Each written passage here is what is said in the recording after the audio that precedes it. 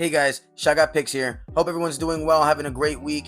We're here to be breaking down week 2 of Dana White's Contender Series. Last week we went 4 and 5, kind of a chalky card, but coming into this card, it's an extremely chalky one. We have one fighter at negative 250, two fighters past negative 350 already, and even one at negative 625.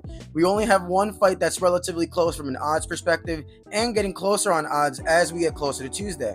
Nonetheless, we'll be breaking down each fight, every fighter, as well as how I think the fight will finish, and if you should avoid any fights from a bettor's perspective.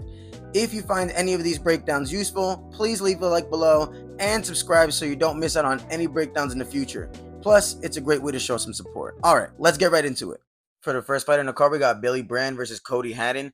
Billy Bran comes into this fight 5-1, 4-1 in his last 5 fights. He's a plus 140 dog at opening, 28 years old, 5'6". We don't know his reach. Bran does come into this fight as a ranked fighter in Uriah Faber's A1 combat. He pressures early. He uses his range really well. He has good kicks. He pushes his opponents back to the cage the entire time and understands his distance very well when his opponents throw, he backs up and dodges well, checks low calf kicks very well. His hands are up high, good defense. What I saw from Bran was he picks and chooses when to strike. He kicks often to make his opponents lose their mobility and eventually pushes forward and looks for a clinch. He has very good Muay Thai in the clinch, looks to land some combos as the fight goes on, but he does start to drop his hands more as the fight progresses. Where Bran has really impressed me is, one, his output is very high and his cardio seems to be very good as well. 2, his kicks. He checks those of his opponents and make sure to land his own kicks and even land some high head kicks that he doesn't really telegraph. And 3, his defense. Although I do see him lower his hands as the fight goes on, he rolls off punches very well, dodges well, and truthfully, I think he was lowering his hands because he was piecing up Torres in his last fight. He got more confident, but maybe a little bit too confident. I think he starts getting hurt more as the fight goes on as well, so that could be a detriment, but his boxing is very good. When looking at Cody Haddon, there's a lot of the same. Very high pressure, very, very quick with the hands, lands beautiful combinations. The way he checks leg kicks is beautiful. He has some big power in his hands, and he's not just striking with one punch. Every time he punches, it's at least with 3 or 4 punches. He's also very comfortable grappling, going for takedowns to set himself up for some good ground and pound. He's not afraid to go for some submissions, and his last win did come by rear naked chokehold. He's a very explosive fighter, which is exactly why I think this fight is going to be such a banger. All of his wins come by finish, so he is a finisher and always looks to finish. He does go for takedowns, though, with his head down, sort of say. My main takeaways are these two, are that Bran needs to keep his focus high and defend the entire time and not get too confident and lower his hand. And with Haddon, I think it's possible where he tucks his head down and goes for a takedown, and Bran uses his Muay Thai and lands a beautiful knee to the face.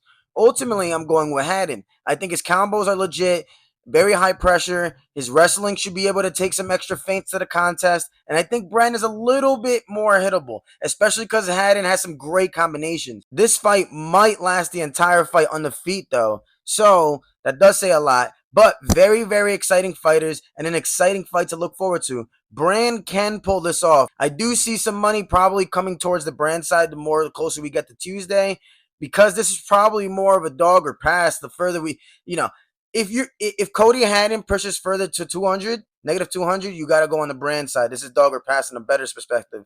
I'm going with Haddon, but, Bran's a dog, man. But I do got Haddon by decision. This is going to be a great fight.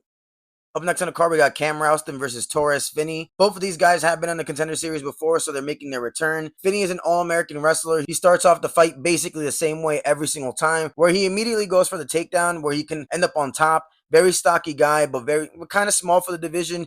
He did win his last fight in his appearance on the Contender Series. He came into that fight as a negative 190 favorite. His odds were negative 130 to win inside the distance and negative 110 to win by knockout.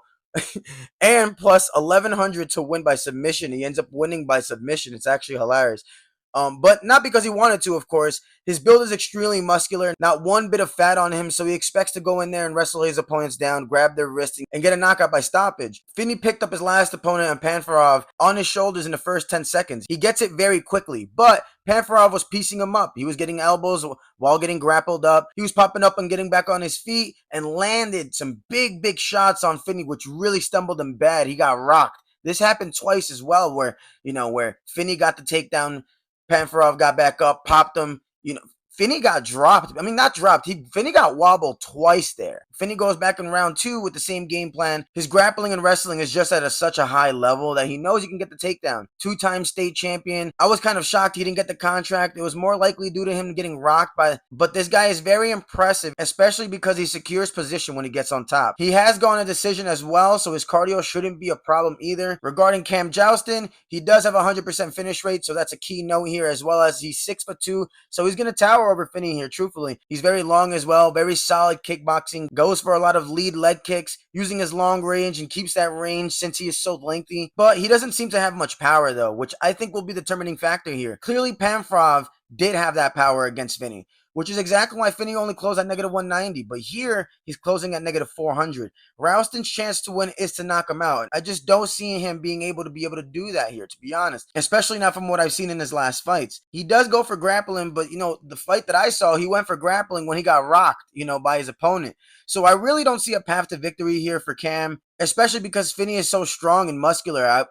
He won't be able to out-grapple Finney. I just don't see it. You got to go with Finney here. Give me Finney inside the distance. Up next in the card, we got Cortavious Romious versus Michael Imperato. Romeus coming into this fight is another fighter who's seen the Contender Series before, but he did get knocked out in the first round in 29 seconds. He's a really good grappler. He went into that fight with a 3-fight winning streak prior to that fight. He got all 3 of them with a submission in the first round. He's very small at only 5'4", but muscular for his build. He went into that fight looking to strike immediately with a striker while he's a grappler. He stood in a fire and got clipped quick, popped right back up and got dropped again. So it was kind of unfortunate for him. It was kind of it was a wrong game plan for him, truly. But here, he's a negative 350 favorite for a reason. He's a very high-pressure fighter, very aggressive. His nickname is Are You Not Entertained for a reason. So he did live up to that hype in those 30 seconds, technically. A very, very entertaining fighter to watch. I think he took a big chance there trying to scrap with Torres, but he's very, very good at grappling. That's really what he does. He puts himself in good positions. He even got an armbar on the bottom against Nate Williams and LFA. I just think that, I think that they're giving Contavious a layup here, truthfully, to give him a contract because he is very entertaining to watch. Michael Imperato comes into this fight. He's 12-6. He's 34 years old. That's a big point to mention. 75% of his wins do come by submission. So he is capable in jiu-jitsu, of course. So I think that's exactly, that's the reason why they're matching him up against Contavious. Imperato doesn't really look good on the feet at all, truthfully. He does utilize good leg kicks, but he does get taken down and very much kind of likes to get taken down because that's really where he prefers to be when fighting. He's never gotten a knockout, so Contender shouldn't really be worried about that either. Imperato is coming into this fight with a first-round submission in 52 seconds in his last fight, but he did come into that fight as a negative 700 favorite. And that's saying a lot if it's Michael Imperato. No offense to him. I just don't see any path to victory for him here. I think this is an easy win for Contavious. I figure he gets this done inside the distance. I figure that Contavious is going to go to negative 400, negative 450, maybe even negative 500 by fight night. Give me Contavious late round submission. I'll go with round 2, maybe even round 3. Up next on the card, we got the co-main, Kuniev versus Hugo Kunia. This one is, going to be a rather quick one, an easy one to break down. Kuniev does have a lot of experience. His last fight, he did Haddon Ferreira by decision, but there's an asterisk there, of course, because he did pop for PEDs, and he did look significantly bigger than he normally does in that fight, so it does make sense. He did do the Contender Series in 2021, where he was a negative 500 favorite. So here, he's an even bigger favorite. He's at negative 600 at opening up. Didn't get the contract, probably because he got the knockout in the 3rd round as a negative 500 favorite. Very big puncher. Good striking game, great uppercut. He's fighting Hugo Cunha, who's a black belt in BJJ. He's a grappler who's very good on the ground, but on the feet, he's very, very passive. He did technically knock out Batista in the first round, but Batista was a plus 600 underdog at 38 years old. Cunha finished at negative 900. He didn't throw a single strike until a full minute had passed. Very tentative, extremely passive. He did literally nothing on the feet. Literally nothing. Against Neves, same thing. Doesn't throw a strike until a full minute has passed. Go look at his last 2 fights. When watching his fights, you'll see an entire 6 to 7 minutes pass before you see Cunha throw more than 10 strikes. He's also not accurate. He telegraphs a lot, especially because he's not throwing a lot. But it's crazy because he's currently LFA's heavyweight champion. It's crazy to me. When I look at him fight, he doesn't throw. Just looks for an opportunity to get it to the ground. I think this will be quick and easy for Kuniev.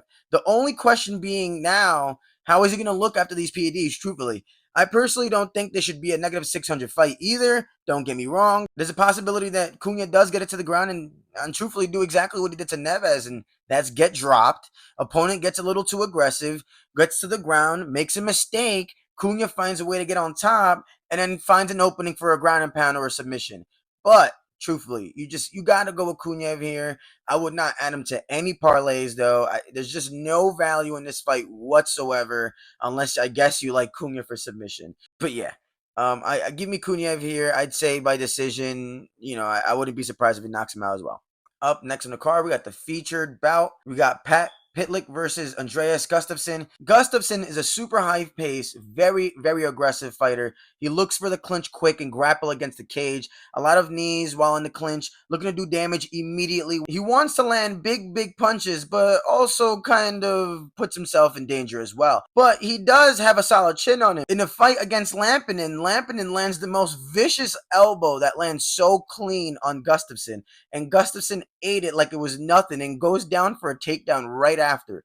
The round ends, and you can see how much he was bleeding right after that elbow. And then you just see Gustafsson smiling, blood trickling down his face from his nose. And he goes over to Lampinen and gives him a high five for the elbow while smiling.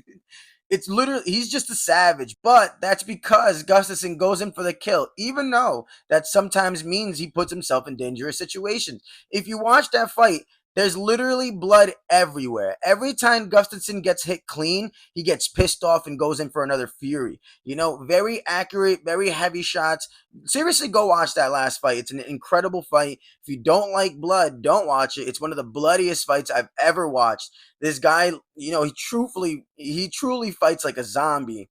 When talking about Pitlick, he comes into this fight 9-1, 35 years of age, 6'1". He has a 100% finish rate with all of his wins coming by knockout. His one loss does come from a submission. He's tall, looks to pressure his opponents. He does have a fight that went 5 rounds, so his cardio shouldn't be a problem if he can fight the 25 minutes, right? Because, he went 5 rounds. But the big concern when it comes to Pitlick is that, one, he's 35, and two, that 5-round fight did happen over 6 years ago in 2018 when he was 29 years old. So really don't know where his cardio is at anymore. He's very inactive, where his last fights happened. 2 of them were in 2018. One of them was in 2019. One of them is in 2022. And the last one was in January of this year. The inactivity is a big concern here, of course, when it comes to him. Only 2 fights in 2020, if you really look at it. I can see Pitlick being able to land some good punches on Gustafsson, but I don't think he'll be able to knock him out. Gustafsson really has proven to me his chin is truly epic. This fight will probably stay on the feet. I see Gustafsson pressuring early, landing his big and accurate shots on Pitlick,